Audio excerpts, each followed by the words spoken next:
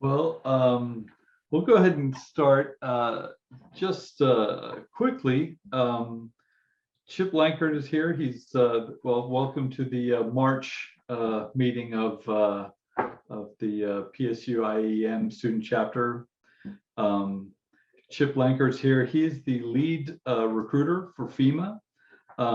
Chip, I'm going to need you to introduce yourself a bit and tell us a bit about your background and where you got, how you got to where you are, and what you do. Okay, well, my name's Chip Lankert. Like I said, I'm the lead talent recruiter for FEMA. It's kind of not where I envisioned. It's where I wanted to be, but I didn't really envision a plan on how to get there. My plan to get me where I was had 100% to do with building relationships and networking. I spent 22 years in the military, and when I retired, I was working in Virginia. I was working for the Virginia National Guard. I was doing counter drug for a number of years, and then did recruiting. And then I got out and I networked my way into every job I've had since I retired in 2003. But one of the jobs I networked my way into fairly early on after I got out was their brand new hospital opened right down the road from me. And I was like, if I could work 4 miles from the house, this would be awesome. And I was trying to get a job as a director of security. Well, I didn't get the job when I first looking for it, because honestly, I didn't know they had advertised it already. I didn't think they were that close to it. But I was doing some consulting work with the director of security. And when he left, he put my name in the hat and they called me and offered me a job before I even applied. And so I went in and was doing running security and telecommunications for the hospital. But what we saw when I got there, and they knew my background with the military and the National Guard and all the different things I've done. For those of you who don't know, at most hospitals, do you know who the person that runs the ER room, who runs emergency management is? It's a nurse in the ER, and it's a collateral duty to run emergency management for that hospital. Well, we all know how busy emergency rooms are. So consequently, what happens is emergency preparedness falls by the wayside. So guess who got tagged with it? And did that for 7 years and really developed the program, started using veterans to get involved because they understand how the Emergency Operations Center works and how the incident command structure works. And we started building things. And then when I left there several years later, I was helping disabled veterans find jobs. And all of a sudden I got a call one day and they said, we want you to go to this direct hire event for disabled veterans at FEMA. And I said, great, who am I going to help find a job? They said, how about yourself for a change?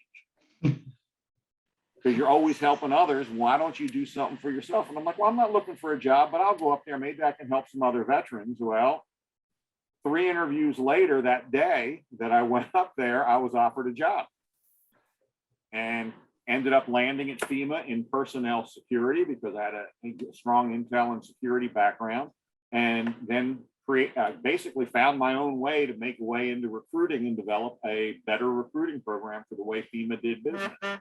And I continue to use all those networking skills and relationship building skills to help FEMA be successful, then also to help continue what I was doing with the disabled veterans. I want to help other people be successful. I want to help the individuals that are out there like David, who was looking for a job to get into emergency management, to find a way to, how do I navigate my way through this system? Because it's like being out there in a maze. And you're in a maze, the water is coming up to your neck and you're trying to figure out how to get through it. And you got bills to pay and everything else. And if I can help make it a little easier, that's why I got involved in the way I did things. And then part of what I did is when I first got to recruiting, one of the things I saw that really blew my mind is there was this program out there that works with FEMA called FEMA Corps.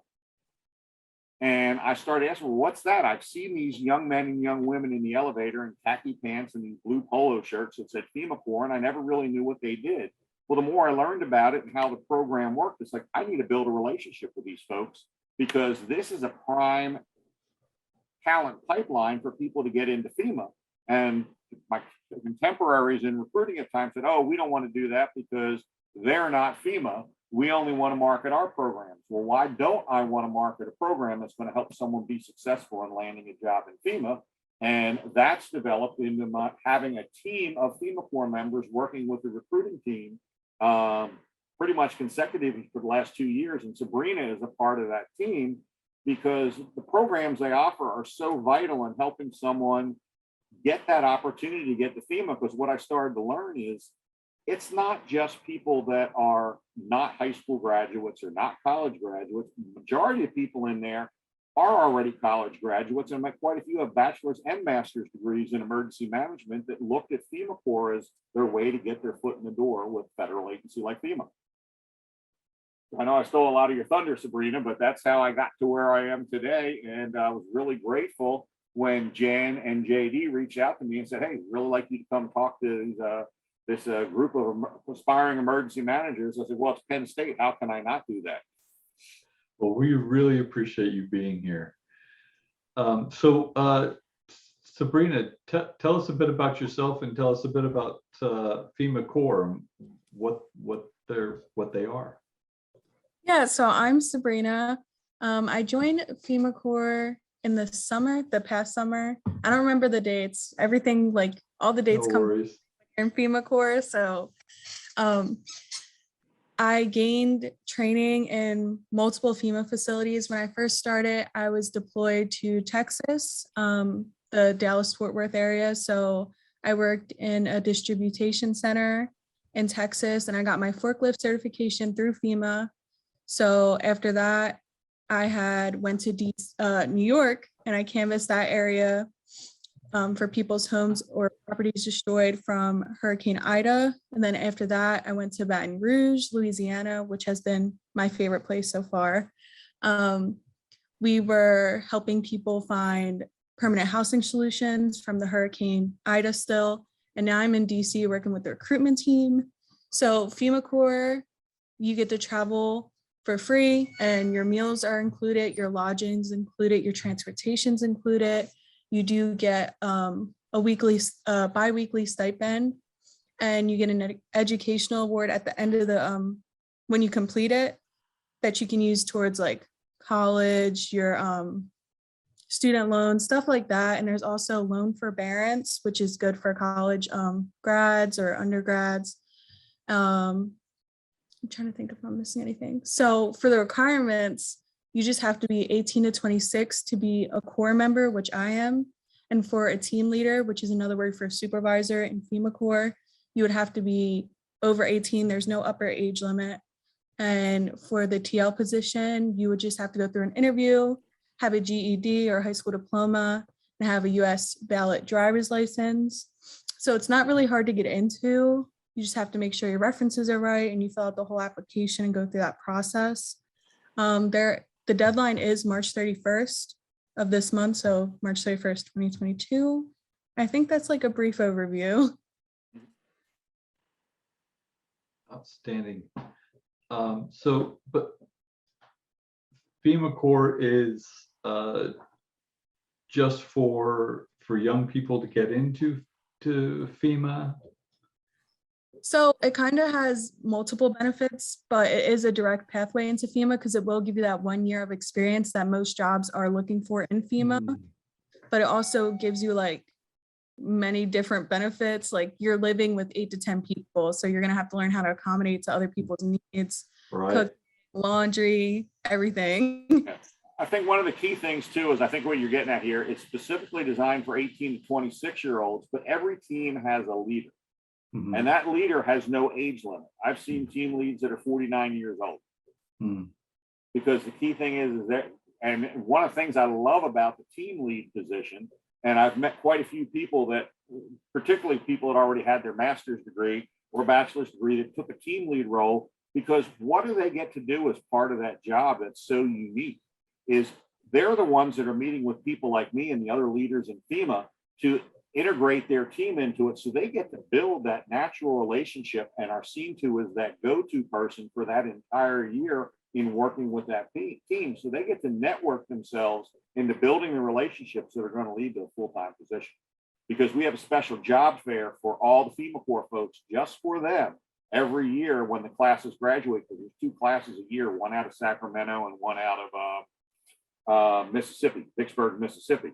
And when they, prior to them graduating, we have a special hiring event that is solely for FEMA Corps members to help get them into GS and Corps positions. But the other thing I want to share about tonight is the difference between the types of jobs they have within FEMA, because it's not what most people think. I mean, most people only think of one type of federal job, but there's multiple types. And if you don't understand the difference, you can't really get yourself in a position to apply for the right one. So,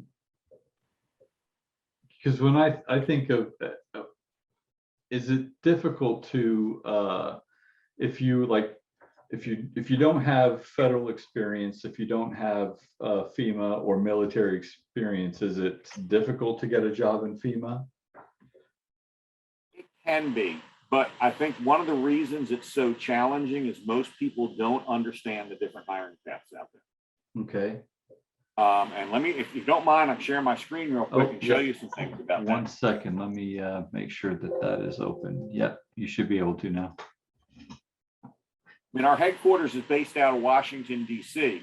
And, so 80% of our full-time jobs are going to there. We also have positions in 10 different regions. I'm going to start on my region screen here because there's really no sense in which screen am I sharing? Are you seeing the Yep. You seeing the boots on the ground? Yes, sir.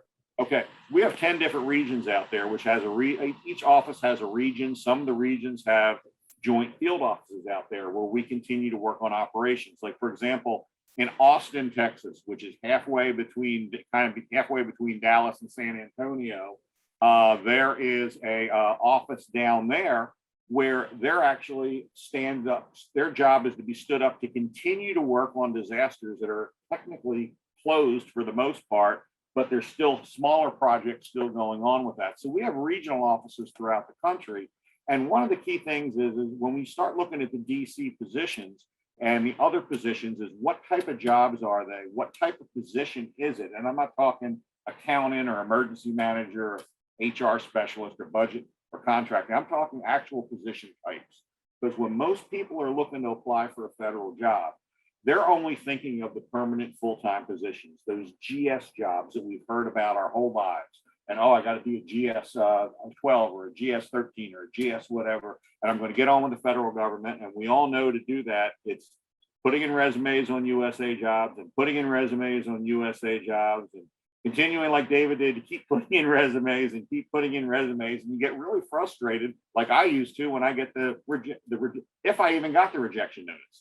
You know, I get the email sometimes, I didn't meet the minimum criteria, and I'd scratch my head because I'm looking at my resume thinking, how can they say I don't know how to do this? Well, the permanent full-time positions are what most people think of when they think of the federal government, but it's only 20% of our full-time jobs. So if you're only looking at 20% of the jobs on any company you're going to, how do you expect to be successful?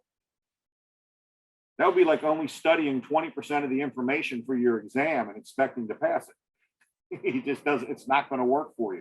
So it's understanding what's out there and how it works. And those GS jobs, you see them on USA jobs all the time. They say it's a GS position and you go through the process, and some have special hiring authorities. And there's a lot of rumor out there, which brings us to the conversation that was brought up. Well, if you're not a veteran, if you're not someone that has all this federal experience, how do you apply? Well, that's only really strong in 20% of the jobs out there, because these GS jobs, the permanent full-time positions, or PFT as abbreviated, they do have veteran preference. They have disability preference. They have all those things tied to them, which can limit people from coming in from not having that background. But 80% of our jobs are what's in this cadre on-call response and recovery employee positions. These are folks such as myself, because I changed from a PFT to a core. We're hired specifically to work for a specified period of time, typically 2 years, sometimes 4 years, depending on the job. For IMAT positions, incident management system team positions are 4 years because of the nature of what they do. But these jobs continue to go on. They continue to be renewed. They're paid under the Post-Katrina Act. They're paid under federal disaster funds. So we're exempt from a lot of the criteria that applies under the PFT positions. You'll see these jobs on USA Jobs as IC positions, India Charlie. And what that means is they're being paid under these disaster funds. Every core employee is considered mission essential. which means we're never subject to government shutdown. We're never subject to any of that stuff that impacts us as GS employees. But there's also some other pluses to it. There's no special hiring authorities for these. So that means a veteran has no more preference for a core position than anybody else. So it levels the playing field, and it's 80% of our roles. But the other key thing about these is you don't have to have as much experience to get into them. We're only looking for a year of specialized experience in these roles, but they don't have to go through USA Jobs. Typically, you're going to see a lot on USA Jobs, but that's because when they don't go to USA Jobs, it's because they're brought to people like me and my team. A manager will come to me and say, Chip, we need somebody that has this particular skill set, has experience in these areas. We're looking to hire these. We haven't had much luck on USA Jobs, and I need 2 people, I need 4 people, I need 12 people that have these particular skill sets that I can name select for this job, because core positions can be name selected if they're not posted on USA Jobs. So we get a perfect opportunity when we get resumes from doing presentations like this or going to job fairs to start gathering great federal resumes to have on hand. So when they come and say, I need somebody with this skill set, I can hand off that resume. That's how Carl came to my recruiting team. He's one of the guys I work with. He's been working closely with Sabrina as well. I asked for his resume because I knew his background. I knew he had the experience, and I knew within the next 2 to 3 months, we were going to be looking for a recruiter. Manager looked at it, HR approved it. They offered him a job immediately. Didn't have to go through the hiring process, didn't have to do anything. It's just the recruiters have to get the resume so we can get them in the pipeline. We did a whole job fair with nothing but this by advertising the fact we were gathering resumes on LinkedIn and ZipRecruiter, and we hired 400 people that never applied through USA Jobs. So there's a lot of great things about these core positions. Like I said, for example, an IC12 makes the same thing as a GS12. There's no pay difference. We get the same benefits.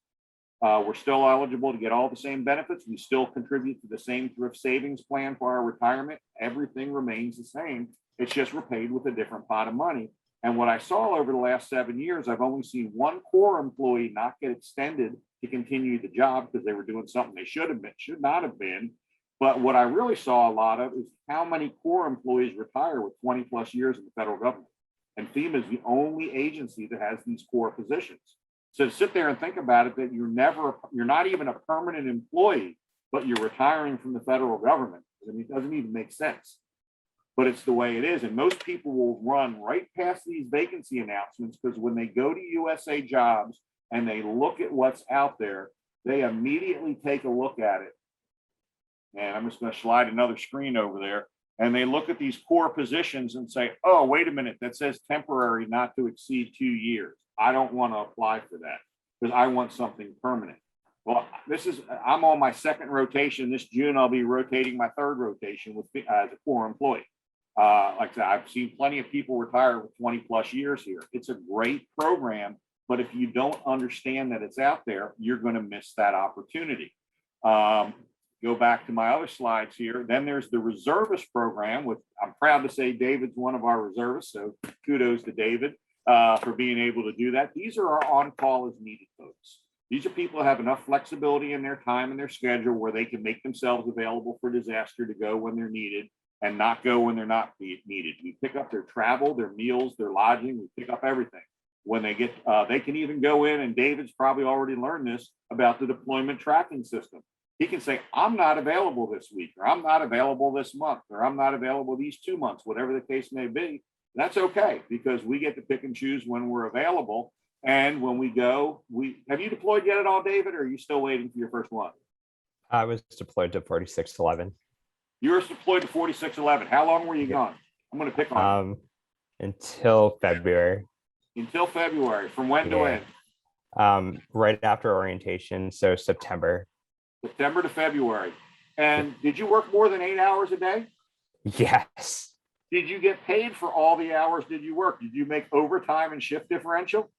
Yes, I did. And per diem. Yes, yes, per diem you was did. awesome. One of the things I love about the reservist program during Harvey, Irving, and Maria, I was full-time for FEMA, working 10-hour days in DC 7 days a week. trying to keep up with the workload we had to deal with. In 2 weeks, I made 3.5 weeks worth of pay.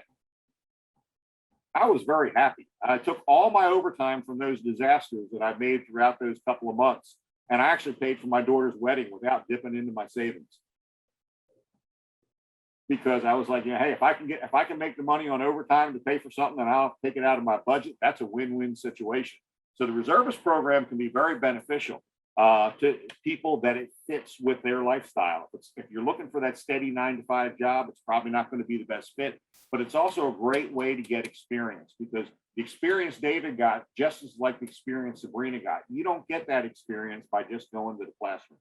You get that experience by going out and actually doing some hands-on stuff and learning what we do. One of the other positions, and our reservists, I'll go into this real quick, are broken into 23 sections or job skill areas, which are called cadres. And they're grouped based off what they do. So the IT, the information technology folks work on IT projects. Planning does planning. Environmental historic preservation is one of the unique ones, because we look for people with history degrees and environmental degrees to look at the impact that a disaster has on historical sites and the environment. And who would have thought somebody with a history degree could come work for the federal government? Unless they worked at like the Smithsonian or something like that. There's some really great opportunities out there, but we don't know because no one's ever told us about them. And I actually did this class for one of the colleges before, and the history professor said, wait a minute, they don't have to teach history at high school or college to make money doing this? And I said, no, we probably make more than you do by doing it for the federal government. He started laughing. He said, I got to add this into my class because I never knew this was out there. So there's a lot of different things out there. We even have, David, did you work with any local hires when you were out there?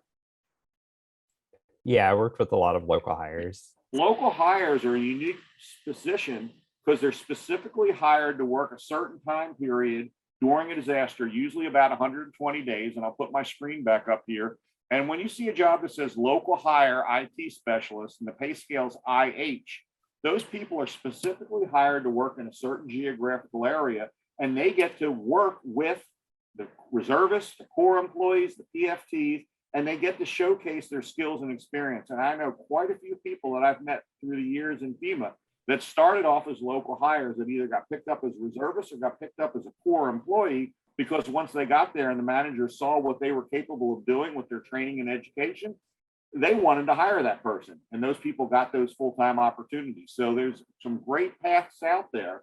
It's just understanding what's out there and how it helps level the playing field. Those local hires definitely level a playing field. Reservists and Corps, they level the playing field, because that means you don't have to be that veteran or that disabled person with a Schedule A disability letter in order to apply for those federal jobs. So there really are some great opportunities, but if you don't know how to look for them, you're going to miss them. That's why I was glad David reached out to me through some of the posts I was doing on LinkedIn, and Jen reached out to me as well. So, but like I said, there's all these different positions out there, but if you don't know about them, you're never going to know how to apply for them. Mm-hmm. So you mentioned resumes a few bit. What are your top 3 tips for for building our resumes? Oh my gosh, top 3 tips. That's a perfect one. I guess I'll reshare my screen again, because that's one of my favorite parts. Is writing that federal resume is so unique. Most people miss the mark, because what are we told all through college our resume should look like? Somebody want to share? Yeah, objective, education, job summary. Job summary. How many pages do they say it should be? 2 tops. Okay. Good federal resume is going to be 5 to 7 pages at least. Exact opposite of what we've been taught, because you got to think about this way. The federal government doesn't do an application. Your resume is what I call a paper interview. It's your very first interview with the federal government. And we tell you everything you need to get that job. And we're expecting you to do what? Tell us your experience on everything we said we need. So when we give you all the answers to the test, and you only give half of them back to us, if even that many, you're not going to do good. And think of it as going to an interview and only answering half the questions. How would you expect to do? Not well. Not well at all. It'd be like going to an exam and just saying, you know what? my professor likes me. I'll just answer half the questions because they trust me and they know I know what I know. I can do this job. No, we really have to show it. So what I'm going to share with you is some stuff about looking at federal resumes. I already talked about the core positions and the local hires. The reservist positions always say intermittent and IM, but I'm going to go into a couple vacancy announcements. And let me grab one here that I can show you something here. When you're building your federal resume, there should be 3 places you're going to build that resume. And it doesn't matter what the job is. Each job is going to give you a little bit of different information. But the key thing is learning how to build the resume, learning how to interpret it. You guys all want to be emergency managers. Well, the one thing I can share with you is there might be 30 emergency manager jobs on here. Every one of them is going to be looking for slightly different skill sets. So there is no magic one resume for emergency management. So what I'm going to show you tonight is going to help you be successful on any job you apply for with any federal agency. And, you know, because there's 3 places we should look at in these vacancy announcements to build that resume. Most of us only look at one because no one's ever told us we need to look beyond that. Mm-hmm. And I always made this mistake. I made this mistake for the longest time. And then as I learned more and more about it, I suddenly started seeing my answers and my opportunities with the federal government changes. But the first place everybody always goes to is duties. When they get into this duty section, they read everything about the position. We'll put my glasses on so I can see better. But this section here, right in here, it starts talking about what you'll do in the job, and it talks about the typical assignments. And when you get into those typical assignments, most people do a great job of making sure their resume indicates that they have these experience in these areas.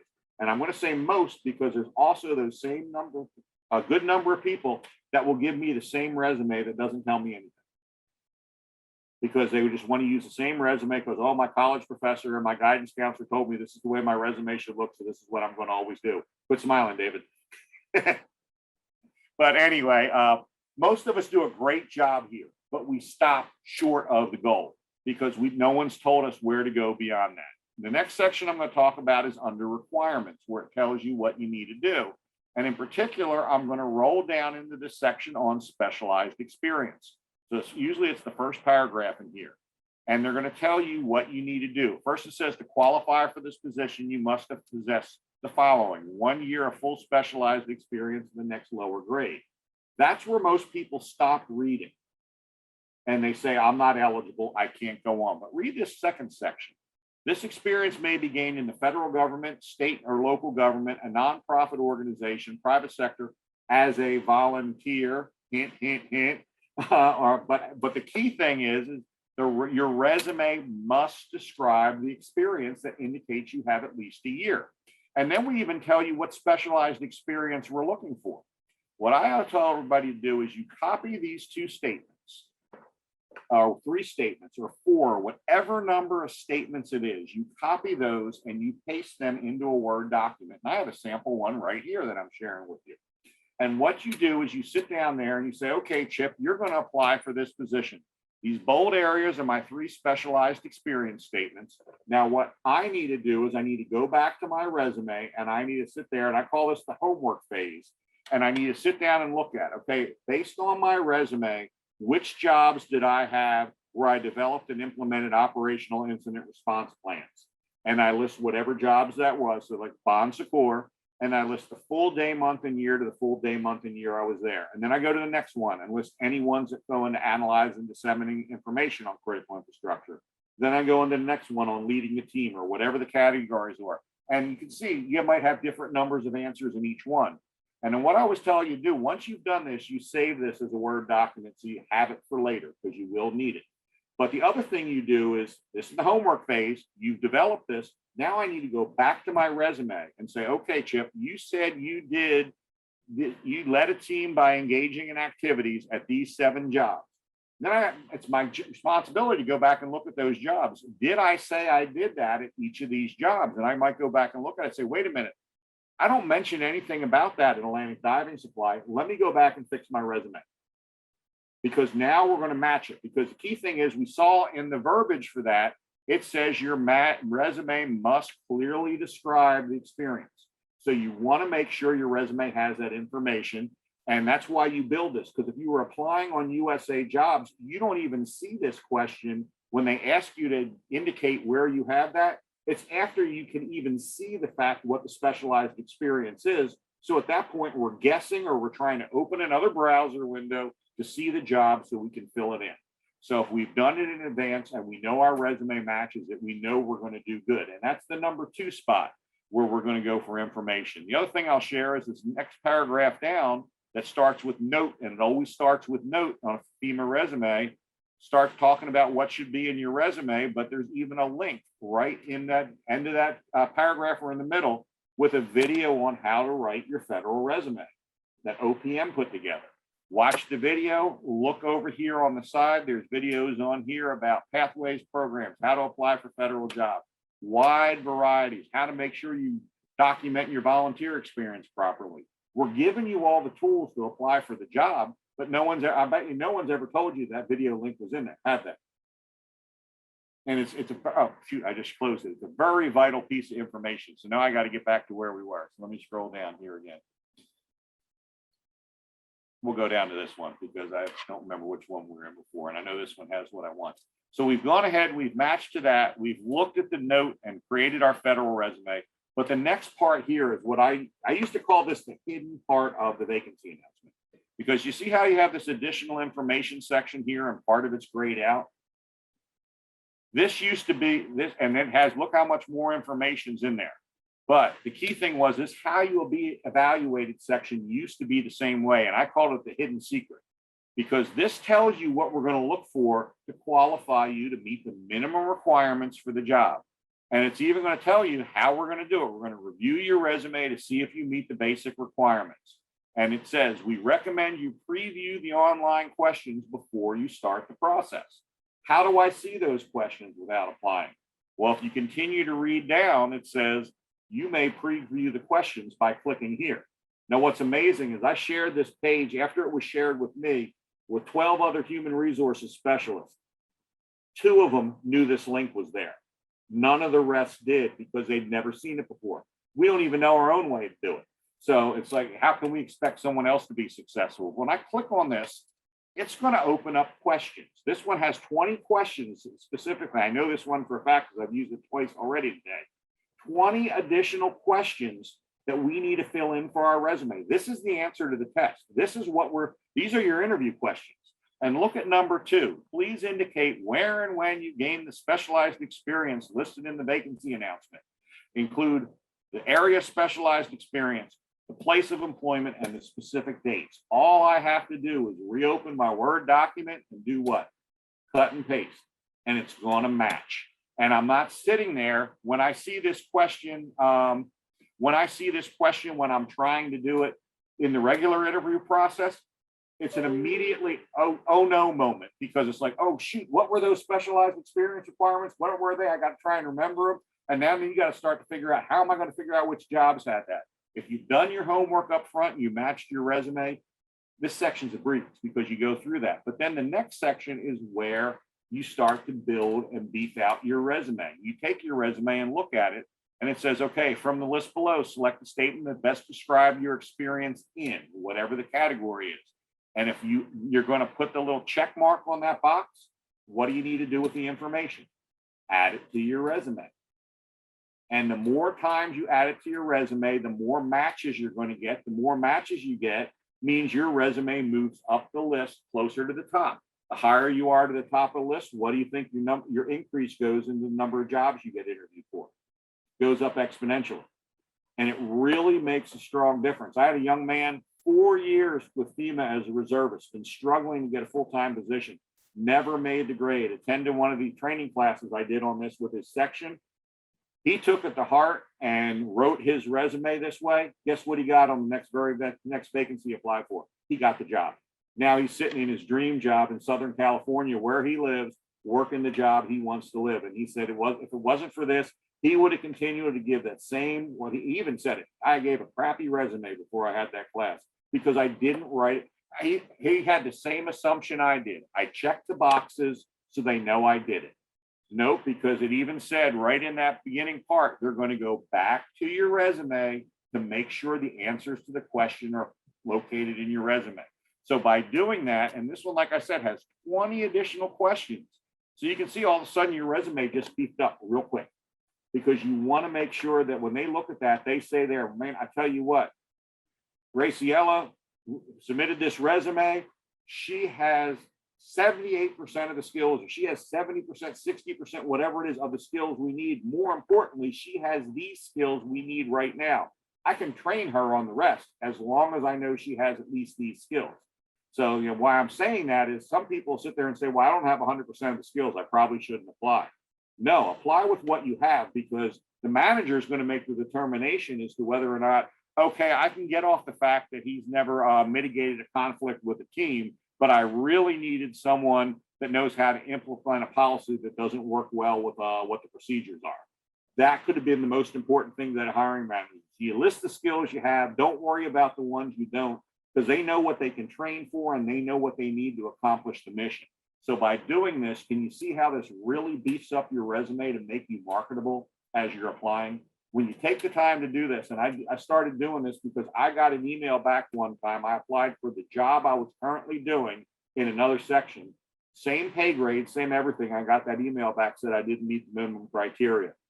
And I was like, well, how can I not meet it? I'm doing the job now. And when I asked about it with the hiring specialist, he told me, he said, your resume was a good resume. He said it was on par with a lot of the others that were in there. He said, but I couldn't find any of the answers to these specialized questions in your resume. And he said that bumped you way down on the list. He said, I know you know how to do it because we worked together on some of the projects. He said, but I can't use my personal knowledge. I can only use what your resume says. I looked at it, I was just like, oh my gosh, I can't believe I did that. I basically lazied myself out of getting the job because I said it's good enough, it's close enough. They'll understand that I already know how to do this because that's my job type. No, they're not going to understand it because the guy who's reading it's never done my job. His job was reviewing resumes to see if they meet the criteria. So definitely a difference in how you do that. So take the time to write that resume to the specific vacancy and you're going to be successful. If you don't take the time to do that, you're going to be one of these people that continues to struggle. So for those of you out there that are non-veterans, don't have a disability, not a military spouse, that's okay. Learn to know which jobs are the best ones to apply for. Start in the core position. You can always change the GS later. You can, because after 3 years as a core, you fully are eligible to compete for the GS position. So there's a lot of great ways to do it. You just have to know the rules of the game. It's kind of like college. You don't know the rules, you can't do what you need to do. I learned the rules the hard way in college, sometimes because we did things all the wrong way. And I still remember to this day, I was taking electrical engineering and we struggled all year long. And the day of the final exam, our professor stands up and says, oh, let me teach you a trick that I learned years ago on how to make it easier to take an exam. And he showed me how to take a triangle and he took a triangle and drew it on the board and put the letter T in it. And he put the formula in there. So that way, when you looked at the two that were beside each other on the bottom, what you multiply to get what's on top, and you divided by the one side, you divided by the, like he was looking at, we were looking at voltage and resistance and current. And by covering whichever one you needed to find, it told you whether you had to multiply or divide those two figures. He waited until the very last day of class to tell us that. We were all sitting there like, oh my gosh, our minds were totally blown because it made it so much easier. We'd sit there from that point on in college, you'd see everybody sit down at the test on their scratch sheet. They drew all their little triangles with all their formulas. Because once you did that, the test was easy. You just covered up what you needed to know. And it was like, yeah, I looked at that same thing as when we came to the federal resumes. Why don't I teach people the easy way to do it? Because there's no reason why we should all have to struggle like I used to do, like everybody used to do out there. I know I'm working with everybody in FEMA Corps about that. I think so. It's teaching them how to do that and how to build those relationships to get that next job. And that's all I'm doing with you guys too. Is I want you to be successful. I don't want you to be that person out there. I got my degree, but I can't find a job because no one told me how to do it. I'm hopefully alleviating that for you tonight. How often and where do you give seminars on this? I do this the first Tuesday of every month from 4:30 to 6. And I can put the link in the chat. Yes, please. I do it through actually the Virginia Employment Commission, and I partnered to do this. And it's like tonight we just did it. When I got done the whole, well, actually before we even started, we had 122 people signed up for it. It was on Zoom, and I had people from California, Hawaii, Georgia. We're not marketing in those areas, but where do I put it every day? Jen, where do I put it? On LinkedIn. On LinkedIn, because that's the greatest force multiplier we have out there. I don't even know what I'm at this point on LinkedIn, how many contacts I have. I got too many, I think. They keep telling me I'm a super user, whatever that means. I think it stops telling you after 500. It does Yeah, stop just telling you, 500 but every plus. time I go into a meeting with LinkedIn, they turn around and say, "Oh, it's one of our super users," which I I think is have a question hilarious. for you about the reservist that you were talking about. I know being a military reservist, if you get deployed, then you have certain legal protections when it comes to a civilian job. Is that the same with FEMA? No, I'm sorry, it's not. We don't have protection under USERA, the Uniform Services Relief Act, which used to be the Soldier and Sailors Relief Act, way back in the day. But we don't have that protection. We ask for it. We ask Congress. Our lobbyists ask for it every single year. They just haven't seen the value of making sure FEMA reservists have that same protection. It's not a bad thing. It just means that's an extra step you have to take to work with your supervisor, whatever job you have. And I'll be honest with you, it's going to impact you on the job. If you're with a small company and the only person that does what you do, it's probably going to get hard for them to buy off on that. But if you work for a very large company where they can afford for you to zip out for a little while and it makes them look good, they're going to work with you on that. So like I said, the reservist, that's why I said it's so unique and you really have to fit it well. If I would have known, I always tell my wife, if I would have known about the reservist 10 years ago, we would have never met. Because I would have signed up to be a reservist and I would have been gone all the time, but we met at a job. And I wouldn't have had that job if I was a FEMA reservist, because I would have been traveling all over the country loving life, because that's exactly what I wanted to do. And we've already talked about it. As soon as I decide it's time to hang up my hat on the full-time side, I'm going to be a FEMA reservist again, because I know that's something I'm going to enjoy doing into my twilight years. How much, as an estimate for students that are going to be watching this, how often, and I know that this is like ballpark, but how often can a FEMA reservist expect to be recalled or deployed? Or I know you said that you can block out times, but I'm gonna see if my magic 8 balls here. Because honestly, the answer is going to be, I can't tell you, because different jobs have different responsibilities. I was just in a class and one of the young ladies with me has been almost consistently deployed for the last 2 years. okay. And she's gone about 340 days a year. I have another gentleman I work with who is a FEMA reservist. He's in that environmental historic preservation. He's been deployed consistently for the last 3 years, but he's only been gone 4.5 months. Because he'll go out, he'll do an inspection at a site where a disaster hit for the environmental impact, take some pictures, gather some information, and he spends the next 6 months at home doing and following up on all the regulatory paperwork that goes along with what he saw, and filing and following up and everything else. And he might have to go back for a couple days here, a couple days there, but he's consistently on orders. I have other people. Another good friend of mine is a reservist. She's in public assistance. She hasn't deployed in the last 3 years. They haven't had a need for her skill set. So there's no way to sit there and say, well, it'll be this amount. It even says in the vacancy announcement, there's no guarantees to how long, often, or how long you'll be deployed. It just depends on the operational tempo and do we need that skill set. But you can also front load some things too by picking the type of job you look for. Like one of the jobs I saw that's really changed over the last 2 years due to COVID is we have disaster survival specialists that deal with housing for individuals. And you would sit there and think, okay, housing specialists, they're going to make sure that somebody whose home was wiped out has a place to live. How did FEMA do that up until 2 years ago? We would turn around and respond to a disaster, let's say in New Orleans, and we'd send all these people down on there, and 60 of them might be disaster housing specialists.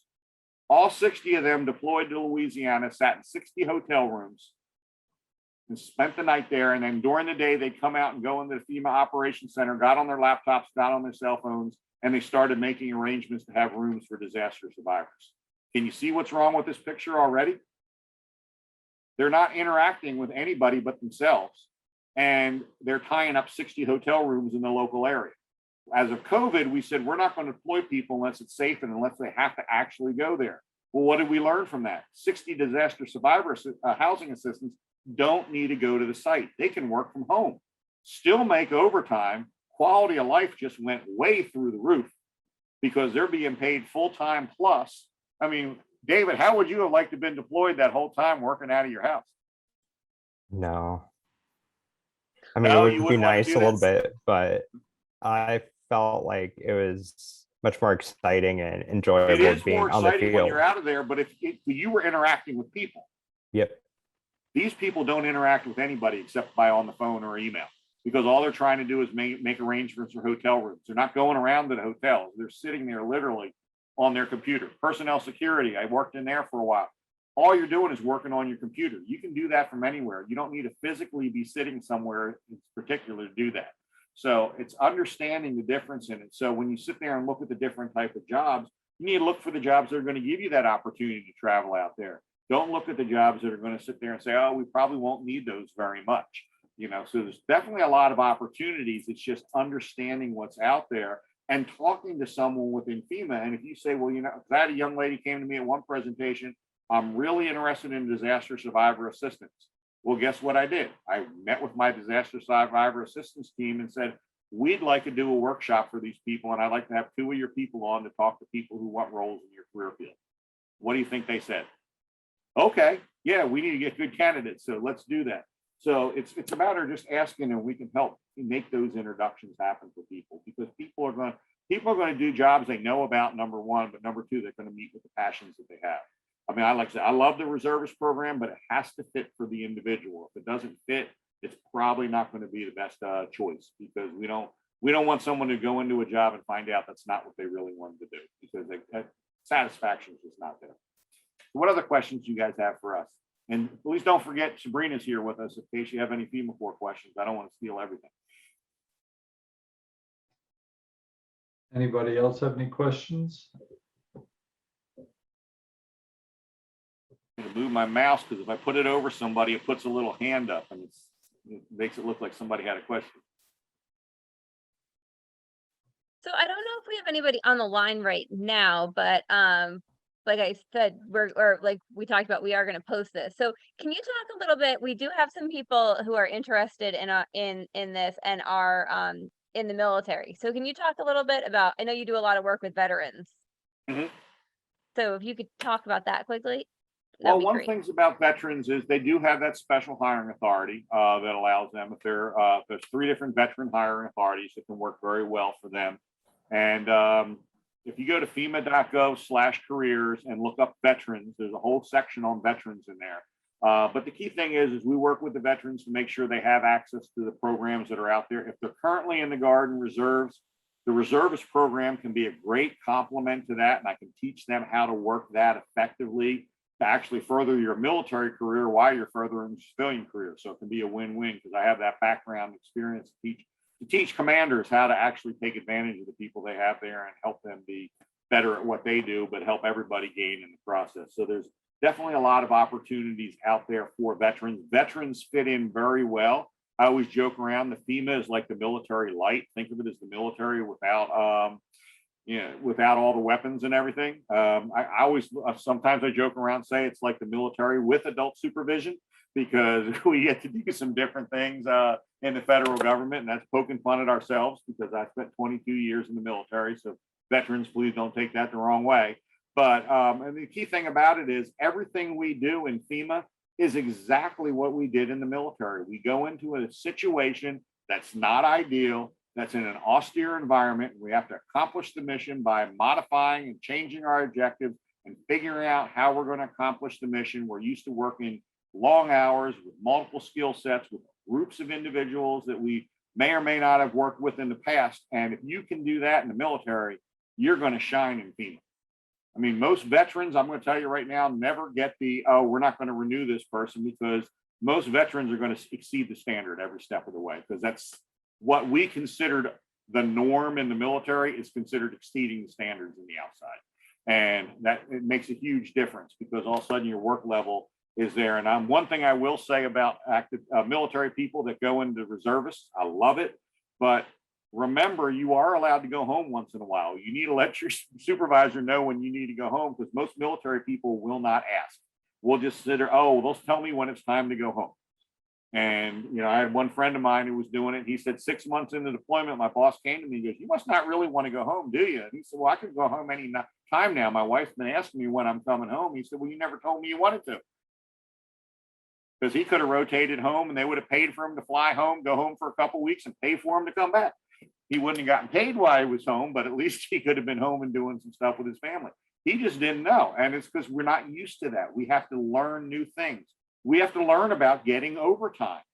That's what Dave and I were talking about earlier. I never, ever got overtime for anything I did in the military. Heck, I got pulled off my honeymoon to get sent somewhere. So there was no such thing as turning around saying I'm not available.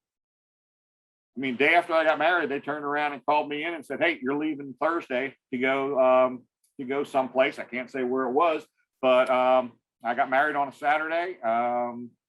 And Monday I got told I was going. So I got 2 days of honeymoon in before I had to go back and get ready to leave. And it just stinks, but it's just the way it was. I mean, and FEMA's not like that. So it's a big change. It really can be beneficial to someone who has that background. Take advantage of the skills you learned. And remember, the skills you learn, whether you're military or not, the skills you learn in a job transfer anywhere. It's just learning how to write those skills to the job you're going to do and your job you're trying to get. Because a lot of times we miss out on the skills we have because we're trapped into what our job title was. And we get these little blinders on. And we sit there and say that this is what my job was, so this is what I have to put on my resume. And I'm going to give you guys a prime example of that. Think about a cashier when you go to Macy's or other department store, Penny's, any of those department stores. When you walk in to make a purchase and you bring those clothes up to the cash register, what's one of the first questions they always ask you? How are you going to pay for this? And then what's the next question they ask? Do you have a Macy's credit card? And if you don't have one, what do they try and do? What do they try and do? Sell you one. They try and get you to sign up for one. So you sit there and do that, and you go through that whole credit card process. What's frustrating to me is that Macy's cashier or whatever store it is, I'm just picking on Macy's because everybody knows what a Macy's is. You turn around, or it could be Kohl's or wherever. You fill out that credit, next cashier has you do that credit application. They submit all that paperwork and they do all that. But when that cashier writes up their description of what they did on the job, what do they talk about?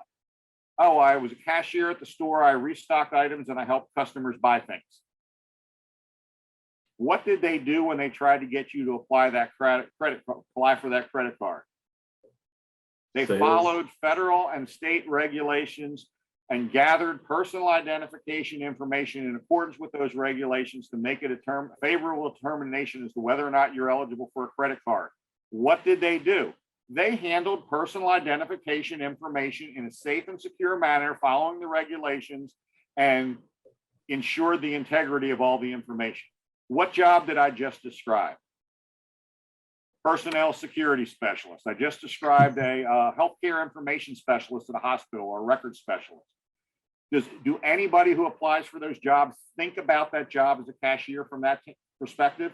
No, because what do we have? We have those blinders. This is what a cashier does. We don't think about what they actually did. They think about what the job title was. And we do that a lot to ourselves when we apply for a job, because we don't look at what we really did in the job. We look at what the job title said we did.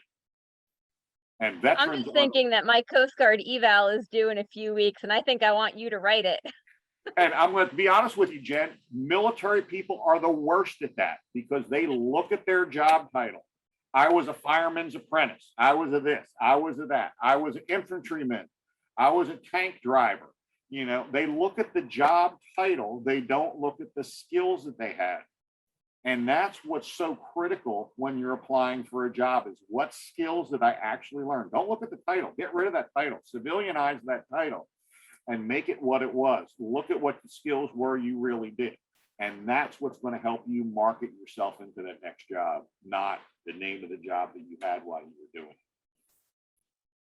I forgot you were in the Coast Guard, Jen. I mean, that's Real quick, I don't want to forget to ask you this. That FEMA link or that Zoom link that you posted, can we share that, or is that like absolutely share it with okay. everybody you want. Put it on LinkedIn.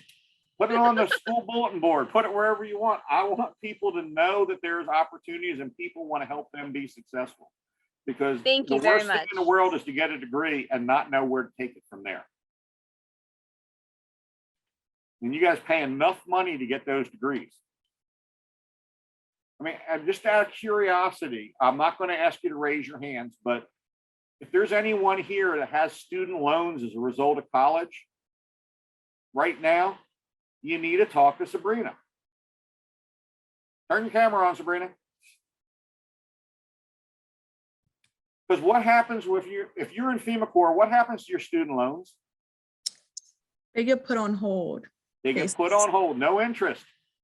And then when you get that educational stipend, do you have to use it for upcoming classes, or can you use it for classes you've already attended? You can use it for upcoming or classes you've already attended, so both. How would you like to be able to dump $6,000 on your student loans? Lump sum after you've paid no interest for a year. Great opportunities, but if you didn't know that was out there, what would you do that first year after you got out? I used to sell, when I used to recruit people in the National Guard, one of my favorite things was to go into somebody. I went in this one guy's house. He worked for Merrill Lynch. He was an investment consultant. And investment advisor, excuse me. He said to me, why do you want to talk to my son about joining the National Guard and getting 100% college tuition? His tuition's already paid for. I'm not worried about that. And I looked at him and I smiled and I said, yeah, but let me ask you a question. When you graduated college and had all those, and you graduated college and took that first job, I want you to think about that first job you took. If you had $10,000 sitting in the bank, would you have taken that job? What do you think his answer was? Heck no. I said, so why do you want your son to do the same thing? Take that money you put aside for college, let him have it as cash when he graduates, and let someone else pay for his education. I got 4 referrals from him, all of investment advisors' kids that joined the military, because they never looked at it from that perspective. If I could leave that money I saved for college in the bank for my kid when he graduates, he's going to be able to, or she's going to be able to make different decisions as to what they do in their first job. They're not going to have to jump on the first job that comes up. They have a little bit of flexibility, and they can say, okay, I can find a job that really fits what I'm looking for. So hopefully I didn't go too much over what you wanted to do, but I just wanted to share information with you guys. You guys have any other questions for me? I see some stuff in the chat, but I don't have the window open right now. That's all right. Chip, this has been great. I appreciate yours and Sabrina's time tonight. This has been an eye-opener, because I looked at, I did exactly what you said. I looked at the USA job site and I was like, well, I don't qualify for that. I don't qualify for that. I don't want that one. I'm gonna go back and rethink all that now. That's the way to do it. Reach out to me on LinkedIn. I don't know if I put my information in the chat yet. I'm going to do that right now. But I am the only Chip Lankert on LinkedIn. Jen can tell you, she sees me there all the time. I put stuff in there every day, either related to jobs that aren't posted on USA Jobs that aren't with FEMA that might be a good fit for emergency managers. Because I cheat when I do an emergency management posting, and I'm sure Jen has seen this. Let's say Texas Emergency Management is hiring a job. I said, hey, great emergency management jobs in Texas, but if you don't find any there, here's the link to FEMA emergency management jobs. I mark it off other people's marketing. So Sorry, I want to Chip. thank everybody for letting us talk. And go ahead, Sabrina. I just want to inform them that we do a daily webinar on the whole AmeriCorps and more in depth that Chip posts. So if you want to join that, or anybody that you guys connect with wants to join that, you can share it. We usually do it. When do we do it, Chip? Oh, the webinar? Yeah, the AmeriCorps one. We just did one on the 15th. And I think we got another one coming up on the 28th. So that's a really good way to get more knowledge out of the program, because we really go in depth and show like pictures in our service year and what like your year could look like if you join. Outstanding. And we need more people from Pennsylvania and FEMA Corps. Yes, we do. I think I'm the only one in my like campus from Pennsylvania. Well, there's like two, but they're not from Philly. They're like out like Bluebell. Esther and stuff. One's in Bluebell. Share that link with us too. We have what? Can you yeah. share that webinar? As soon as we create the thing, we'll share it with you, Jen, because we Okay. we tried to create it last week and we didn't have access to the site. So I have access now. So I'll be creating that tomorrow. Do you put And I'll that on shoot that back LinkedIn out too? to you guys. Oh, of course it'll be on LinkedIn. You know that. I'll look for it. Okay, sounds good. But I'll also send it back to, I'll send it to you and I'll send it to JD since I have his email address at Penn State. I appreciate Thank you that. so much. You're welcome, everybody. Yeah, y'all, thank y'all very much. Thanks for joining us tonight. Look for the recording of this to go up on our website sometime tomorrow. And with that, I'll Just send me a link. I'd love to have it to share with my boss. She's always disappointed when she can't watch us talk. Absolutely, absolutely. I'll do that. All right, thank you. All right. Well, tell your boss that we loved it. Okay, sounds good. Have You- a great you too- night. too, Thank you Sarah. both Sabrina, so tell much. Sarah you did an awesome job. Thank you guys. Take care, Thank you, everybody. everybody. Thanks. Everybody Have a have a great great night. Bye-bye.